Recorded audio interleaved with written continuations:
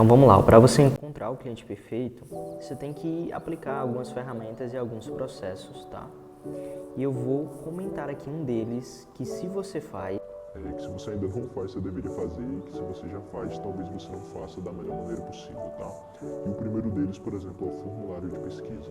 Formulário de pesquisa, só esse nome ele já não é legal, porque você vai pesquisar, você vai identificar quem é o cliente que está na sua base. E se ele está na sua base, qual é o primeiro erro que as pessoas cometem, né? Eles falam que vão fazer uma pesquisa para produzir um conteúdo ou melhorar um curso e que aquelas respostas são seguras, tá? Aí tem dois erros aqui, que eu percebi, que eu testei, que funciona melhor. Não tem o gatilho nem o mecanismo da confidencialidade. Então, se você vai fazer respostas que são confidenciais, você não pode perguntar nome nem e-mail, tá? E isso aumenta muito a taxa de conversão. A outra coisa que você tem que fazer, além de não perguntar nome e e-mail, é seguir ali estritamente 13 respostas de extração. Então, o que a maioria das pessoas fazem? Elas pesquisam, identificam quem é o cliente que está na base delas.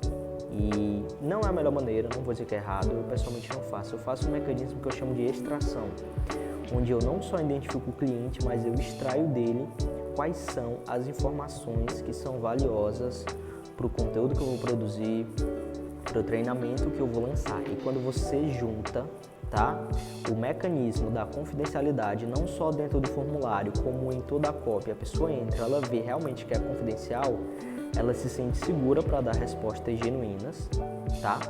E se você seguir exatamente as 13 perguntas corretas, você vai conseguir extrair ali exatamente o que você precisa daquela pessoa, beleza? Então, começa provavelmente aqui. Se você não faz ainda formulário, pesquisa, eu estou falando aqui interna, existe um mecanismo externo também, você deveria estar fazendo. E se você já faz e você não usa o gatilho da confidencialidade, você pergunta nome e e-mail e você não sabe de cabeça quais são as 3 perguntas, dá para melhorar, beleza? Mas se você aplicar somente a confidencialidade, já vai aumentar e muito o resultado da sua pesquisa de extração, tá? E você também, as perguntas que você tem, você pensa aqui, isso aqui está identificando quem está na minha base ou estou extraindo dele a informação que eu preciso?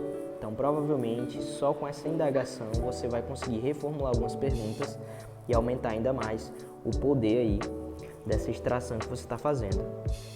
E aqui começa o jogo a ficar mais interessante, talvez você tenha tido essa dúvida, tá? Que é o seguinte, Ramon, e se eu não tenho lista?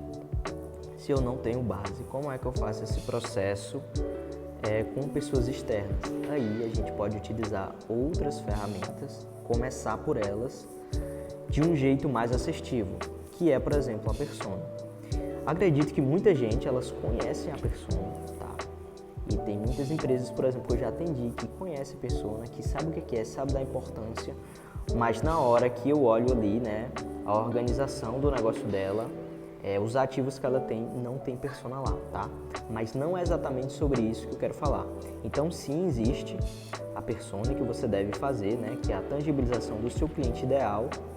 Só que existe algo ainda mais profundo do que a própria persona, porque a persona, ela é um compilado de desejos, pensamentos, sensações, experiências e desejos ocultos que o seu cliente perfeito, seu cliente ideal, ele tem e que você tangibiliza ele, tá? Em forma de uma persona, que é um documento. Eu tenho o meu jeito de fazer, existem outras maneiras. Mas a grande questão é, como é que você chega a essas respostas, como é que você colhe essas informações se você não tem base?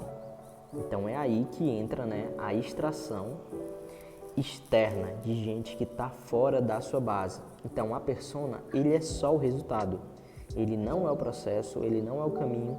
E com muito cuidado aqui eu vou dizer que ele não é a parte mais importante, porque a parte mais importante é como você faz essa pesquisa externa e que a persona, ela é só o resultado da qualidade que essa pesquisa que você fez. E aqui vem, né, o X da questão, vem aqui, entre as diversas maneiras que você tem de fazer essa pesquisa externa, eu vou dar uma dica aqui que pode facilitar o caminho. Lembrar daquelas 13 perguntas que eu falei com grau de confidencialidade? Você pode utilizar ela como categorias de tabulação de respostas externas. que é isso, como é que seria isso. Então vamos pôr o seguinte aqui, tá? Digamos que você tem uma pergunta, né? Vou dizer qual é uma das três aqui, que é assim: como seria a sua vida se você conseguisse a transformação que XYZ pode te proporcionar? E a pessoa, né, lá da sua base, ela vai dar a resposta de como a vida dela, por exemplo, seria se ela conseguisse aprender, por exemplo, fazer crochê que ela deseja. Aí lá tem gente que vai dizer que é para criar um negócio, vai ter gente que é para curar a depressão, vai ter gente que vai dizer que é como um hobby, vai ter gente que é como uma renda extra, vai ter gente que quer criar um negócio local, vai ter gente que vai querer personalizar aquilo. Então, existem diversas respostas disso, tá? Através dessa pergunta. E do público externo, eu posso usar uma categoria. Então, eu vou começar a pesquisar em vídeos, grupos, entrevistas, conversas, quais respostas, frases, termos, palavras, substantivos, verbos que aquela pessoa fala que se encaixam dentro dessa pergunta. E você vai fazer isso com todas as perguntas. Então você vai preencher aquele formulário poderoso e confidencial, só que de maneira externa. E que com o resultado, tá, que você colheu disso, aí sim você vai criar a sua persona. Ramon, fiz tudo isso, fiz direitinho. Persona, pesquisa interna com grau de confidencialidade para aumentar a conversão, pluguei isso no funil, estou segmentando, estou ativando e fazendo vendas. Criei lá a minha pesquisa externa, já tem um documento lá com todas as categorias, com as respostas, termos, verbos, palavras e substantivos que aquela pessoa usa. E agora, qual é o próximo passo? O próximo passo é você fazer uma tabulação, tá? Então você vai criar um documento, que é um documento de tabulação, onde você vai pegar todo esse grande de informações, que podem ser dezenas, centenas ou milhares, e você organizar ela em dores fortes e frequentes, ou desejos fortes e frequentes, ou palavras fortes e frequentes, ou grau de repetição. Então, de todo, digamos assim, 100 páginas de dados que você tem, você vai sintetizar nos mais frequentes, nos mais fortes, nos que mais aparecem. Então, a gente vai começar um processo de tabular todas essas informações, tanto dores, desejos, aspirações, pensamentos, sensações, verbos, palavras. Então você vai pegar palavras mais repetidas que ela dizem, você vai registrar, vai tabular. As dores que mais repetem, você vai registrar e vai tabular. Os desejos que mais repetem, você vai pegar e você vai tabular. No final de tudo isso, você vai ter um documento que toda vida que você olhar, você vai saber exatamente quais são as dores mais fortes e mais frequentes, desejos mais fortes e mais frequentes, palavras mais repetidas, o que elas querem ser. Por exemplo, elas vão dizer: eu quero ser referência na minha área de atuação, eu quero ser X profissão de sucesso, eu quero ser tal pessoa referência, eu quero, por exemplo, vender todos os dias. Então você vai ter ali um documento onde de todas aquelas informações que você poderia usar, você vai ter acesso ali às que realmente importam, digamos assim, que é as que realmente importam. Então vamos recapitular o que a gente falou aqui. A gente falou de formulário, persona, pesquisa de extração interna, pesquisa de extração interna.